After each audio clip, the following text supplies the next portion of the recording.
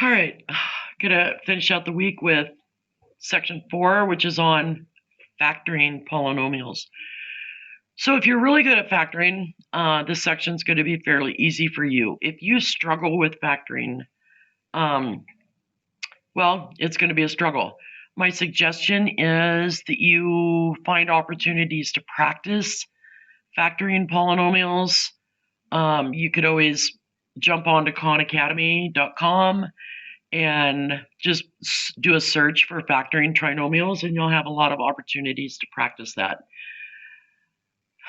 I think that'd be a good idea, really, if you struggle with factoring. The rest of this semester might be a little difficult for you, but let's just jump right in to some tricks that you can use on factoring polynomials.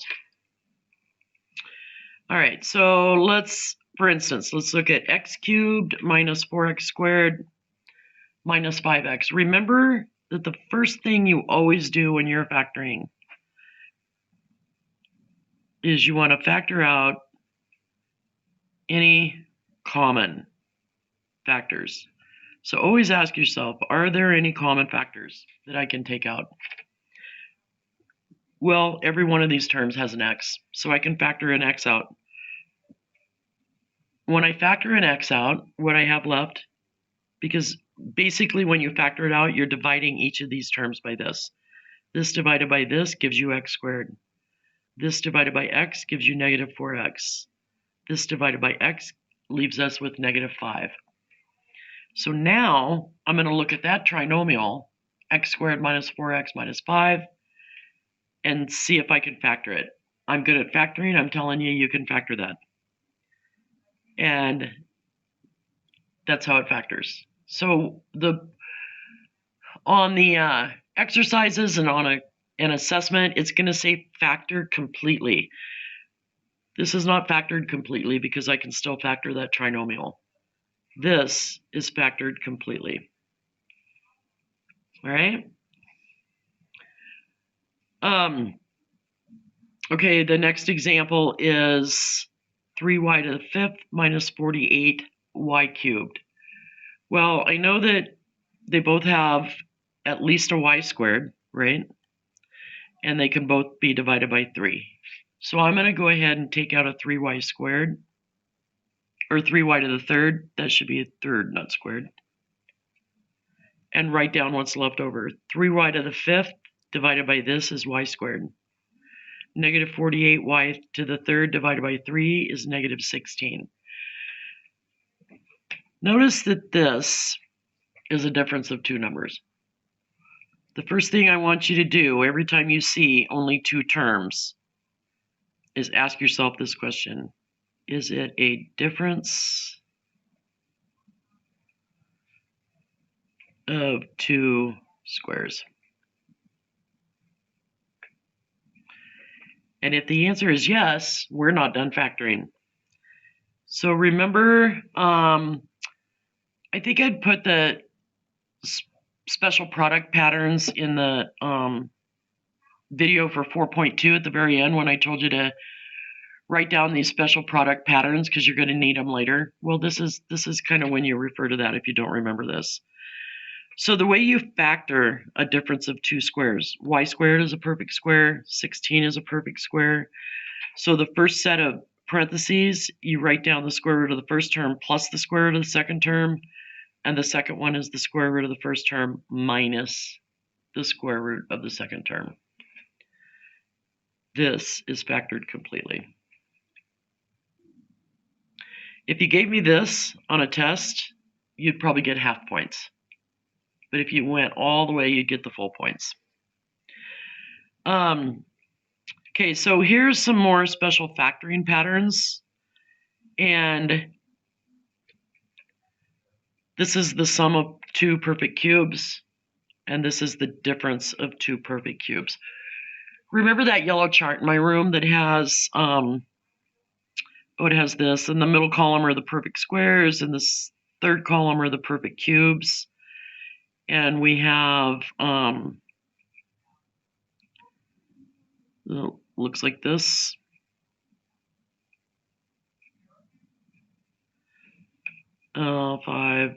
25 and 125.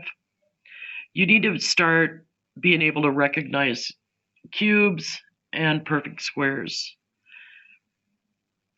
So remember when I asked you if there were two terms to ask yourself, is it the difference of two squares? If the answer to that is no, then the next question you ask, is it a difference of two perfect cubes? Well, x cubed is a perfect cube, and 125 is a perfect cube. The cubed root of 125 is 5. So we're going to use this special factoring pattern to factor a difference of two cubes.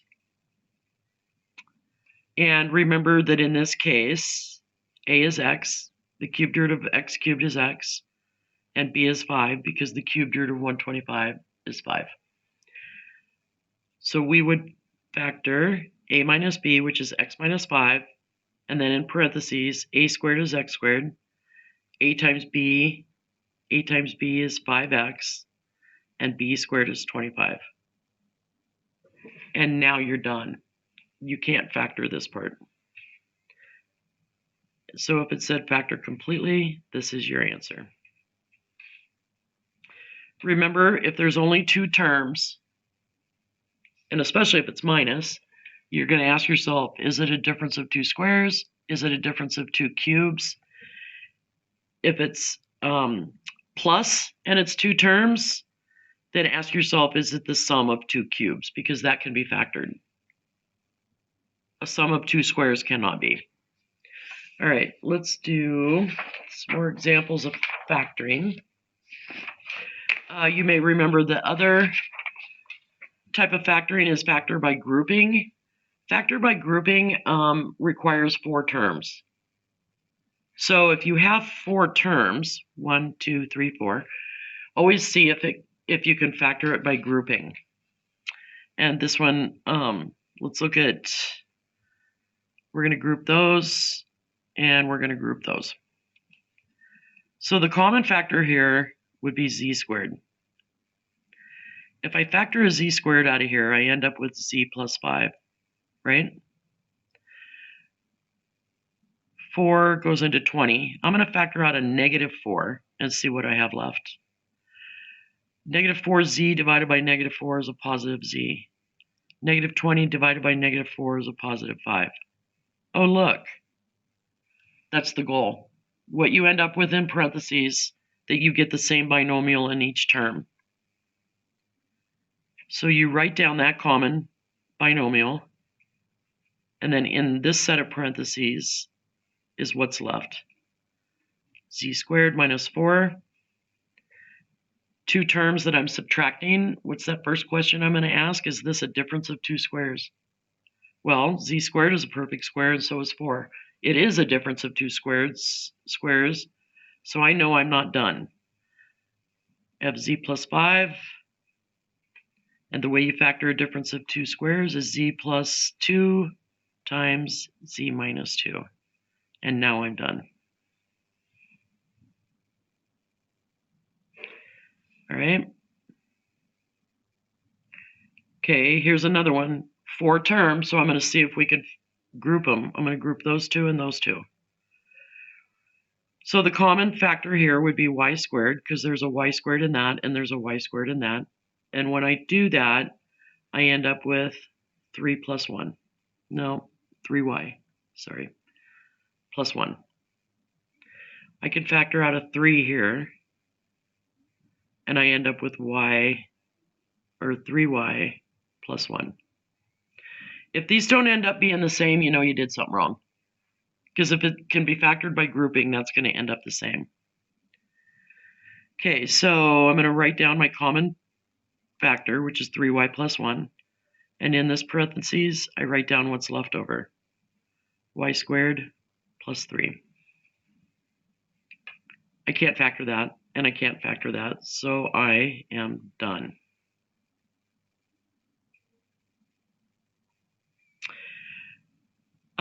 Section 4.4 also presents the factor theorem. So a polynomial function has a factor x minus k if and only if when we evaluate the function for k, my remainder is 0. In other words, no remainder. This is the thing that I've been talking about for the last since we started working with division of polynomial functions. Remember, if I divide, or if I evaluate a function at a certain k value, and I end up with 0, then I know that this is going to be a factor of my polynomial function. So what does that mean? Well, let's do an example. It says show that x plus 3 is a factor of this polynomial function. So I'm going to do synthetic division first of all to do that. And then I'm going to show you an easier way, I think. And then they want us to factor completely. Okay, so remember synthetic division. We set these are the coefficients. So it'd be 1, 3. There's missing, the x squared term is missing, so that has to be a 0. This is the coefficient here is -1 and then -3. And I'm dividing this synthetic division. The thing that goes here is -3 because remember, if I'm dividing by x plus 3, that means that k is -3. All right. So remember, bring this down. This times this and put it here. 3 minus 3 is 0. -3 times 0 is 0. 0 plus 0 is 0. -3 times 0 is 0. -1 plus 0 is -1. -3 times -1 is 3. -3 plus 3 is 0.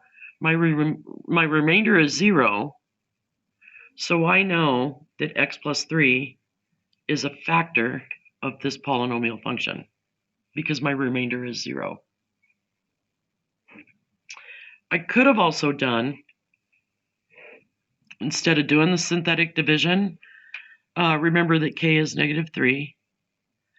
If I evaluate the function at -3, I should end up with 0, right? So that means -3 to the 4th power plus 3 times -3 to the 3rd power minus x minus 3 should equal 0. If you do this on your calculator, you'll find this to be true. If x plus 3 was not a factor of this polynomial function, when I evaluated f at k, I would not have gotten 0 there.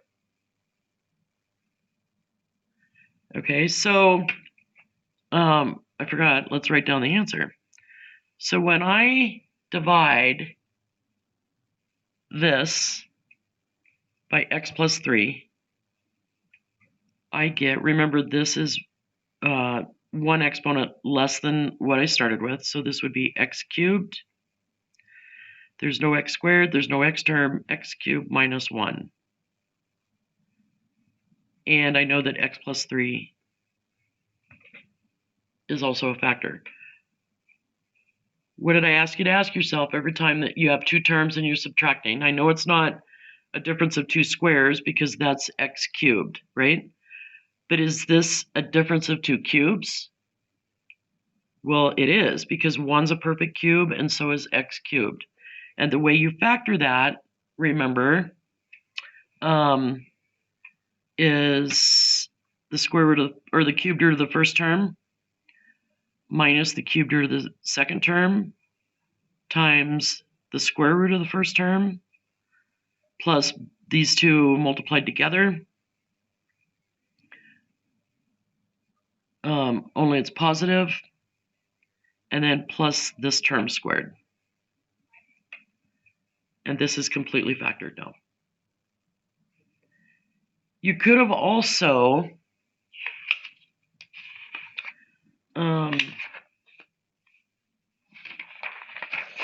taken that function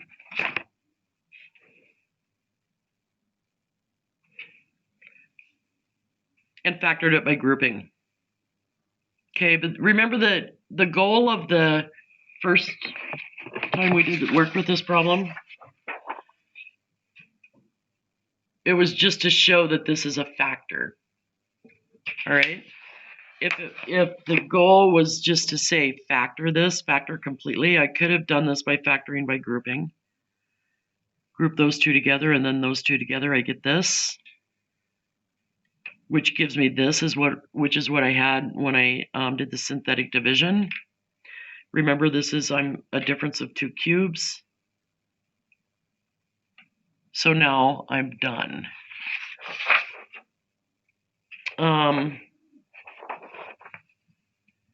Let's go back to this. Guess what I forgot to do? I forgot to bring that down. Now it's factored completely. All right, and that's it for 4.4.